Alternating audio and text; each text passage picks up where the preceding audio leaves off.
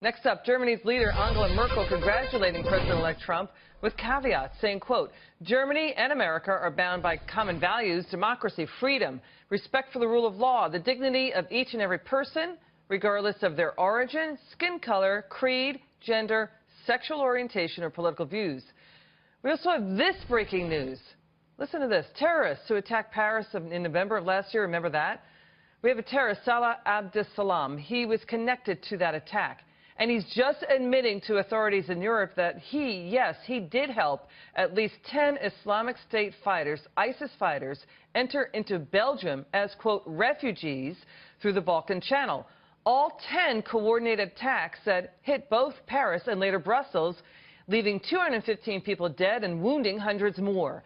One of 88 generals supporting Trump, he's Lieutenant General Thomas McInerney.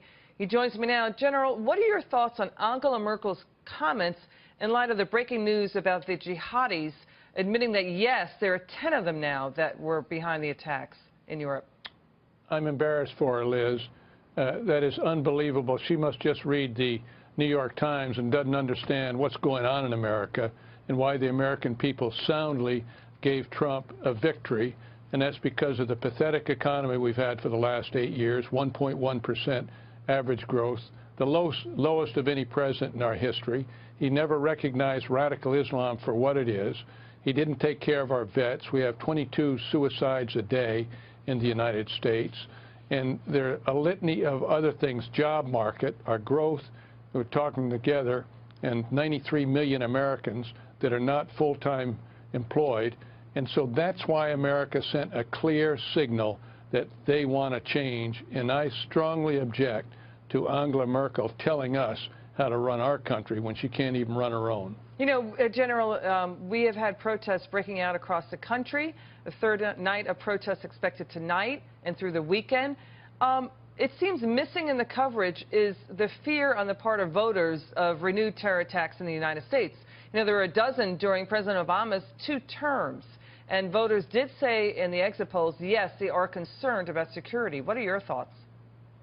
Well, I'm concerned about it, too. What has the president said about those people rioting and protesting? They lost. Where's the leadership from our president? It's just like Black Lives Matter, the problems that he created there, he and his buddy George Soros. This is coming out of and being instigated by this White House. We never had these kind of problems before.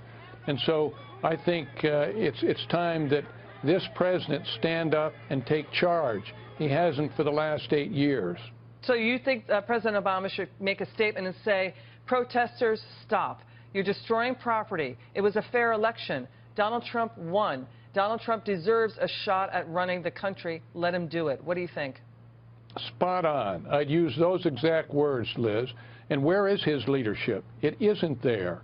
And so that's what's so disturbing, that he's just watching it fester, just like he did in the Black Lives Matters and all these other issues, the Wall Street problem crowd that was hanging out. This has really come out of this White House and through George Soros. The left wing of the United States is doing this deliberately, and our president is not saying anything about it. General, I'd love your thoughts on this next topic. We're looking through the exit polls and the election data, and it stands out to us that veterans voted 2-1 for Donald Trump. Let's take a listen. We will also finally take care of our great veterans.